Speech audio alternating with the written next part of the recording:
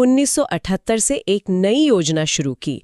उसे अनवरत योजना या रोलिंग प्लान कहा गया। रोलिंग प्लान ये क्या होता है? रोलिंग प्लान का मतलब होता है कि योजना हर साल बनाई जाती है और पिछले साल के प्रदर्शन के आधार पर अगले साल के लक्ष्यों और आवंटन में बदलाव किया जा सकता है।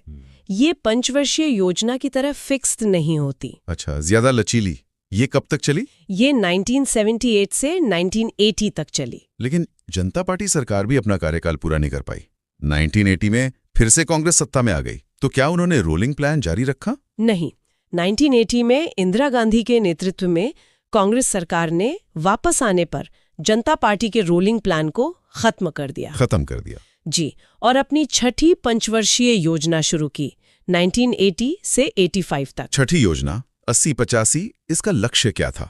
इसका मुख्य लक्ष्य फिर से गरीबी निवारण और रोजगार सृजन रखा गया। गरीबी निवारण और रोजगार सृजन। जी। इस छठी योजना की क्या खास बातें थी जो हमें याद रखनी चाहिए? इसमें एक महत्वपूर्ण बात ये हुई कि पहली बार गरीबी रेखा को परिभाषित करने के लिए कैलोरी उपभोग को आधार बनाया गया। 2100 शहरी। जी। फिर 1980 में 6 और निजी बैंकों का राष्ट्रीयकरण किया गया। पहले 14 का हुआ था 1969 में। हाँ, कुल 20 हो गए। जी। और एक बहुत महत्वपूर्ण संस्था 12 जुलाई 1982 को नाबार्ड की स्थापना हुई। नाबार्ड, हाँ। 12 जुलाई 1982। जी, राष्ट्रीय कृषि और ग्रामीण विकास बैंक। शिवरमन समिति की सिफारिश पर ये कृषि और ग्रामीण विकास के लिए ऋण देने वाली सर्वोच्च संस्था है। शिवरमन समिति। ये भी जरूरी है। हाँ। कई बार छठी योजना को ऐसी योजना माना जाता है जिसे 2 बार शुरू किया गया, एक बार जनता पार्टी द्वारा रोलिंग प्लान के रूप में, फिर कांग्रेस द्वारा। अच्छा, ये भी एक नजरिया है। जी। इसके बाद 7वीं योजना आई 1985 से 90 तक। इसका फोकस किस पर था? 7वीं योजना राजीव गांधी के प्रधानमंत्रित्व काल में आई। इसमें आधुनिकीकरण यानी मॉडर्नाइजेशन, आत्मनिर्भरता और सामाजिक न्याय पर जोर दिया गया। आधुनिकीकरण, आत्मनिर्भरता, सामाजिक न्याय। हाँ, भोजन, काम और उत्पादकता, फूड, वर्क एंड प्रोडक्टिविटी का नारा दिया गया। टेक्नोलॉजी के इस्तेमाल और उत्पादकता बढ़ाने पर विशेष ध्यान था। क्या ये योजना अपने लक्ष्यों को हासिल करने में सफल रही? हाँ, 7वीं योजना को काफी सफल माना जाता है। इसमें आर्थिक विकास दर मतलब जीडीपी ग्रोथ का लक्ष्य 5% रखा गया था, लेकिन हासिल हुई 6%। लक्ष्य से ज्यादा? जी, लक्ष्य से ज्यादा।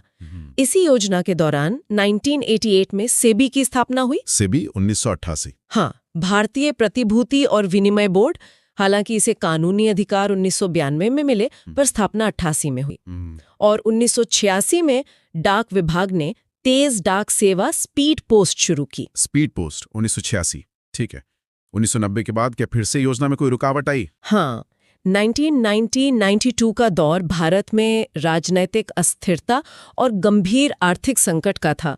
भुगतान संतुलन का संकट, बैलेंस ऑफ पेमेंट क्राइसिस खड़ा हो गया था। हाँ, वो खाड़ी युद्ध का भी असर था शायद। जी बिल्कुल। इस वजह से 8वीं पंचवर्षीय योजना समय पर शुरू नहीं हो पाई। इसलिए 1990-91 और 1991-92 के लिए फिर से 2 वार्षिक योजनाएं चलाई गईं। फिर से वार्षिक योजना? हाँ। 90-92। जी। और यही वो दौर था जब 1991 में भारत में बड़े आर्थिक सुधारों को अपनाया।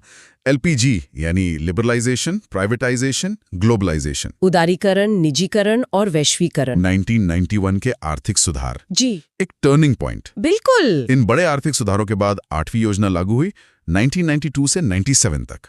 अब प्राथमिकताएं क्या थी? बिल्कुल, 1991 के सुधारों ने भारतीय अर्थव्यवस्था की दिशा बदल दी थी। 8वीं योजना इसी नए माहौल में शुरू हुई।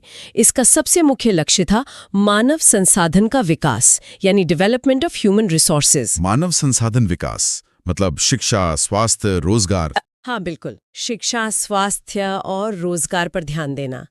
माना गया कि विकास का असली मतलब लोगों के जीवन स्तर को सुधारना है। ये योजना जॉन डब्ल्यू मुलर मॉडल पर आधारित बताई जाती है। जॉन डब्ल्यू मुलर मॉडल, ठीक है। 9वीं योजना 1997 से 2002, इसके बारे में बताइए। 9वीं योजना का मुख्य लक्ष्य था सामाजिक न्याय और समानता के साथ आर्थिक समृद्धि। Growth with social justice and equality. सामाजिक न्याय और समानता। जी। इसमें विकास के साथ साथ ये भी सुनिश्चित करने पर जोर था कि उसका लाभ समाज के सभी वर्गों तक पहुंचे। इसके लिए 4 क्षेत्रों पर विशेष ध्यान दिया गया: जीवन की गुणवत्ता, उत्पादक रोजगार का सृजन, आत्मनिर्भरता और क्षेत्रीय संतुलन। ठीक है। 10वीं योजना 2002 से 2007, इसके लक्ष्य क्या थे? क्या कोई खास आंकड़े याद रखने लायक हैं? 10वीं योजना का उद्देश्य स्वरोजगार और संसाधनों का विकास करना था। इसमें अगले 10 वर्षों में प्रति व्यक्ति आय को दोगुना करने का लक्ष्य रखा गया था। प्रति व्यक्ति आय दोगुनी? जी, कुछ प्रमुख लक्ष्य थे। प्रति वर्ष औसतन 8% जीडीपी वृद्धि हासिल करना। 8% जीडीपी ग्रोथ? हाँ। 2007 तक गरीबी अनुपात को घटाकर 21% और 2012 तक 15% पर लाना और 2007 तक साक्षरता दर को 75% तक पहुंचाना। ये कुछ आंकड़े ध्यान रखने होंगे। जी। 11वीं योजना 2007 से 2012, इसका केंद्रीय विषय क्या था? 11वीं योजना का केंद्रीय विषय था तीव्रतर और अधिक समावेशी विकास, towards faster and more inclusive growth. Faster and more inclusive growth, समावेशी विकास। जी हाँ, समावेशी विकास पर बहुत जोर था। मतलब ऐसा विकास जिसमें समाज के सभी वर्गों, खासकर पिछड़े और वंचित तबकों की भागीदारी हो और उन्हें उसका लाभ मिले। लक्ष्य क्या था इसमें ग्रोथ का और हासिल कितना हुआ? इसमें लक्ष्य 9% जीडीपी वृद्धि का था, लेकिन हासिल हुई 7.9%, जो वैश्विक मंदी के उस दौर को देखते हुए अच्छी मानी गई थी। 7.9% हासिल हुई, ठीक है। और अब आते हैं भारत की अंतिम पंचवर्षीय योजना यानी 12वीं योजना पर, 2012 से 2017। हाँ, ये भारत के योजना आयोग द्वारा तैयार की गई आखिरी पंचवर्षीय योजना थी। आखिरी? जी। इसका लक्ष्य था तीव्रतर, अधिक समावेशी और संपोषणीय विकास। Faster, more inclusive and sustainable growth. इसमें एक नया शब्द जुड़ा, संपोषणीय या सस्टेनेबल। बिल्कुल। यहाँ संपोषणीय या सस्टेनेबल शब्द जोड़ा गया, जिसका मतलब था कि विकास ऐसा होना चाहिए जो पर्यावरण को नुकसान न पहुंचाए और भविष्य की पीढ़ियों की जरूरतों से समझौता न करे। पर्यावरण का ध्यान, ये बहुत जरूरी है। जी हाँ।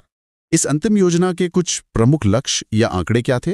स्रोत के अनुसार इसमें औसत वार्षिक जीडीपी वृद्धि का लक्ष्य 8% रखा गया था।